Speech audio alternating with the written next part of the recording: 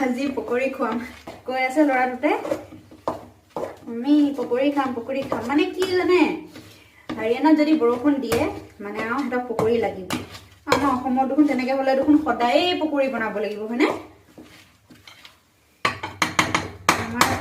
যি বতৰ ধুনীয়া ইহঁতি আৰু ইয়াত বহুত মানে ভাগ্য ফলতে বৰষুণ যাক দেখিবলৈ পায় গৰম দিনততো দেখিলে আচৰিত খাই যাব বৰষুণ অহাৰ লগে লগে চব কাপোৰ কানি খুলি গা ধুবলৈ একদম চতকবলৈ যায়গে আমি আৰু নৰ্থ ইষ্টৰ মানুহ হয় নহয় এয়া এতিয়া মই পালেং শাক আৰু পিঁয়াজ পাত তেনেকৈ দিছোঁ তাৰপিছত আলু দি দিছোঁ ইয়াত এতিয়া বেচন মিলাই পেলাই পকৰি বনাম আহক কোনে কোনে খায় দূৰণি হ'ল এতিয়া নহয় জানো ওচৰত হোৱা হ'লেতো আৰু মাতিলোৱেহেঁতেনে আহক বুলি খাবলৈ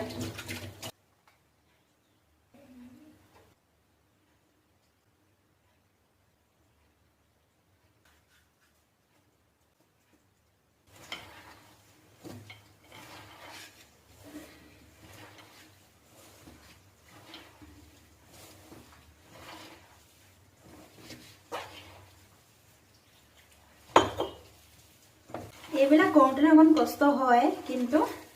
খাই কিন্তু বৈদ্য মজা লাগে দেই মই কৰি বহুত ভাল পাওঁ এইবিলাক কিয় জানো বিধে বিধে বনাই বিধে খুৱাই ইয়াত এতিয়া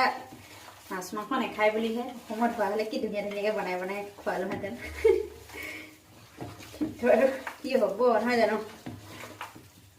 ভবা কথা নহয় সিদ্ধি বাটত আছে কণা বৃদ্ধি আৰু মোৰ লগত এটা চবতকৈ ডাঙৰ কথা লোভেই পাপ পাপে মৃত্যু আগতে মাছ মাংস বুলি ক'লে মই পাগল মানে কৈছোঁ নহয় আৰু মাংসটো আৰু মাছটো আৰু ক'বই নালাগে বহুত লোভ কৰোঁ বহুত লোভনী আছিলোঁ সেইটো কাৰণে ভগৱানে ভাবিলে তোক এনেকুৱা জেগাতে পেলাই দিম তৰচি থাকিবি তই কিন্তু একচুৱেলি এটা কথা জানেনে বস্তুটো বেয়া খালে কিন্তু আমি আৰু সৰুৰ পৰাই যেতিয়া এইটো বস্তু খাওঁ ন তো বেয়া বুলি ক'লেও আমি বহুত মানুহে আকৌ ক'ব নহয় সেইবোৰ খাই ডাঙৰ হ'ল এতিয়া হেৰি কৰিবলৈ আহিছে আচলতে খোৱাটো বেয়া বুলি মানে বহুতে কয় আৰু কিন্তু তথাপি জানো এৰিব পাৰিছোঁ ইয়াত নাখাওঁ কি হ'ল ঘৰলৈ গ'লেতো কচি খাওঁ হয়নে